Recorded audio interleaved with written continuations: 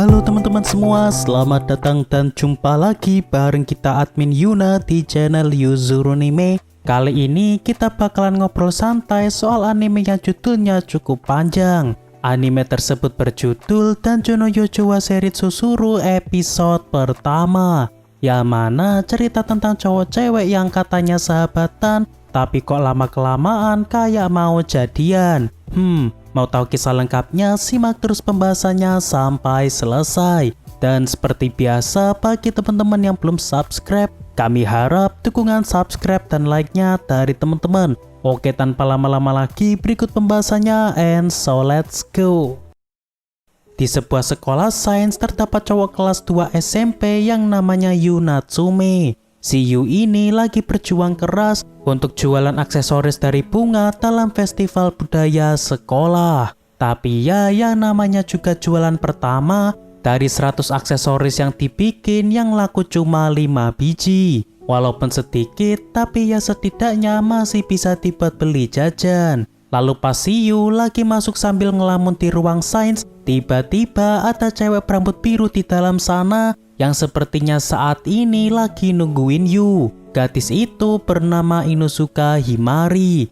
Himari pun di sini nanyain Yu, lo kan yang jualan aksesoris. Dan di sini Himari pun meminta Yu untuk jaga ruangan karena katanya tadi ada yang masuk ke sini buat ngeliat-liat jualannya Yu yang ada di kelas. Yu yang awalnya pesimis dengan perkataan Himari, nggak disangka ternyata tadi ada 15 orang yang datang kemari dan 27 aksesoris laku keras. Dan ternyata Himari udah tahu dari guru sains kalau Yu saat ini lagi berusaha banget untuk ngejual 100 aksesoris, sehingga Himari kepingin untuk bantu dagangan dari Yu. Tapi Himari di sini masih merasa penasaran kenapa sini anak tetap ngotot banget untuk jualan aksesoris.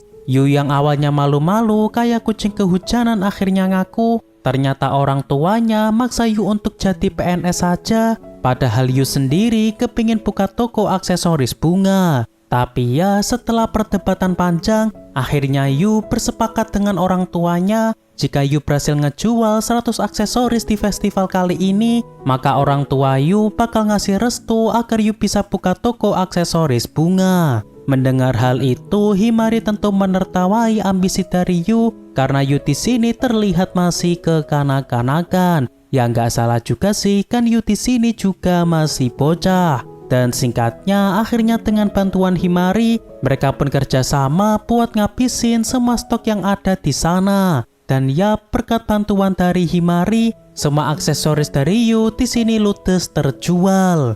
2 tahun pun berlalu. Kini Yu udah sukses buka toko online sendiri yang ia beri nama dengan namanya sendiri yakni Yu.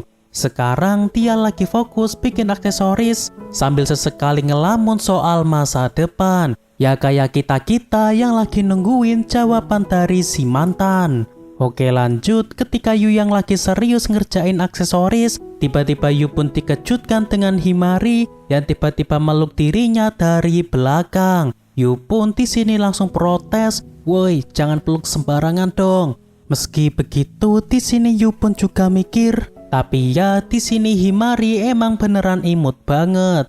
Maklum cowok mana sih yang gak kuat ketika digituin sama cewek manis. Dan tingkah mereka pun di sini udah kayak sepasang kekasih. Namun sayang, meski udah deket banget, tapi status mereka di sini masihlah sebatas teman saja. Lanjut, kini kita pun flashback ke 2 tahun yang lalu. Di sebuah kafe, di sini Yu pun nanya kepada Himari, "Kenapa kamu mau banget ngebantuin diriku untuk jualan aksesoris?" Awalnya Himari bilang bahwa dia cuma ngincer kalung spesial buatan dari Yu. Tapi lama-kelamaan ternyata Himari juga kepingin untuk ngebantu Yu meraih impiannya Yu. Selain itu, bahkan Himari di sini sudah tahu tentang semua dari Yu, mulai dari Yu yang suka ngasih nama bunga, sampai Yu yang pernah nangis-nangis gara-gara bunganya yang dipetik. Wah, ini sih bukan lagi sahabatan namanya. Himari di sini udah kayak seorang intel. Lalu ketika di perjalanan pulang,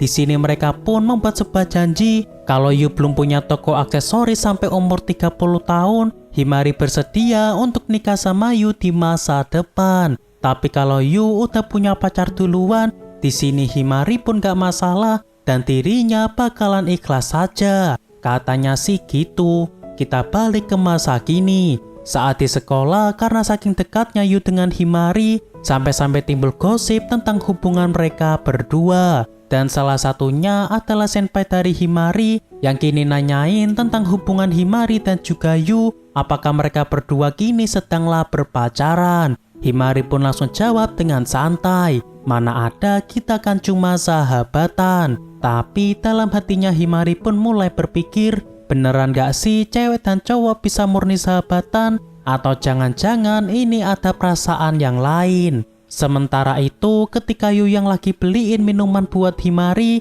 rupanya Yu ketemu cewek cakep yang juga mau beli minuman. Cewek cakep itu bernama Eno Motorin. Dan karena cewek yang dekat dengan Yu cuma Himari saja, jadinya Yu agak grogi ketika ketemu dengan cewek cakep satu ini. Tapi pandangan Yu di sini malah fokus ke aksesoris yang saat ini sedang dikenakan sebagai gelang oleh Rin. Yang mana ternyata aksesoris tersebut terlihat mirip dengan aksesoris yang awal-awal yang dibuat oleh Yu. Lalu entah kenapa, mungkin karena minder diliatin Yu, gelang itu pun kini tiba-tiba putus dan ngebuat Rin pun di sini jadi sedih. Yu yang tahu pun awalnya berniat untuk ngebantu benerin gelang dari Rin tersebut. Tapi karena Yu di sini malah grogi duluan, sehingga membuatnya pun di sini malah kabur ninggalin Rin. Cowok mana sih yang gak gugup ketika ketemu cewek cakep? Apalagi Rin di sini terlihat agak galak, terutama ketika Yu tadi nawarin benerin gelangnya Rin. Lalu pada keesokan harinya di sekolah, tiba-tiba nongol cowok bernama Makishima yang kini pingin ngobrol dengan Yu. Makishima ini dijuluki playboy sama Yu karena emang Makishima ini doyan gonta-ganti pasangan. Emang sableng nih anak. Himari yang tahu pun di sini langsung ribut adu mulut dengan Makishima kayak seorang mantan yang belum bisa saling move on. Dan ternyata Himari juga merupakan korban dari Makishima karena mereka dulu sempat pacaran ketika masih SMP. Tapi karena Himari waktu itu juga nggak paham-paham amat sama yang namanya pacaran, sehingga putusnya dengan Makishima pun juga tak masalah. Lalu mengesampingkan hal tersebut, tujuan Makishima di sini menemui Yu karena ia ingin minta bantuan kepada Yu buat bantu benerin gelang dari Rin yang copot kemarin. Sontak Yu pun di sini merasa terkejut, apalagi di sini terungkap bahwa sebenarnya Himari dulunya sahabatan dengan Rin ketika mereka berdua duduk di bangku SD. Lantas di sini Himari pun ngejelasin bahwa kakaknya Himari dulu teman sekelas sama kakaknya Rin dan dulu juga sering ngebantu promosiin jualan dari Yu. Yang mana sebenarnya kakak dari Rin itu adalah seorang model majalah. Bisa dibilang alasan Rin bisa punya aksesoris buatan dari Yu karena mungkin Rin kala itu dikasih sama kakaknya. Lalu setelahnya kini Yu pun mulai masuk ke mode seriusnya karena ia bersedia ngebantu benerin gelang punyanya Rin. Namun sebelum itu karena Himari di sini terus usil kepada Rin, jadi membuat Rin pun di sini merasa kesal dan membuat Yu jadi tidak bisa fokus dalam ngebenerin gelangnya Rin. Dan bahkan saking kesalnya Rin sama Himari, di sini Himari sampai dapat cap bekas genggaman tangannya Rin karena Himari tadi yang usil pegang-pegang opainya Rin. Lalu selang beberapa saat setelah selesai ngebenerin gelangnya Rin, tiba-tiba Yu pun di sini tiba terkejut karena Himari malah iseng membuat rambut dari Yu sampai dipenuhi banyak pita. Lalu setelah Rin ngelihat gelangnya, di sini Rin pun berterima kasih kepada Yu karena telah ngebantu dirinya benerin gelangnya yang rusak. Waktu pulang sekolah pun tiba. Di sini Rin pun ngerasa agak penasaran tentang hubungan Himari dengan Yu. Sontak Himari pun di sini balik tanya, apa mungkin Yu adalah cowok idamanmu ya Rin? Seketika Himari pun di sini jawab bahwa ia tak ada niatan buat naksir dengan Yu. Hanya saja di sini Rin pun sadar bahwa toko online yang bernama Yu, yakni tempat biasanya Himari beli aksesoris, sebenarnya yang punya adalah Yu Natsume atau si MC kita. Sontak di momen ini Himari pun juga mulai agak terkejut karena ternyata selama ini ia selalu pede saja bahwa hanya dirinya saja yang tahu tentang seluk-beluk dari Yu.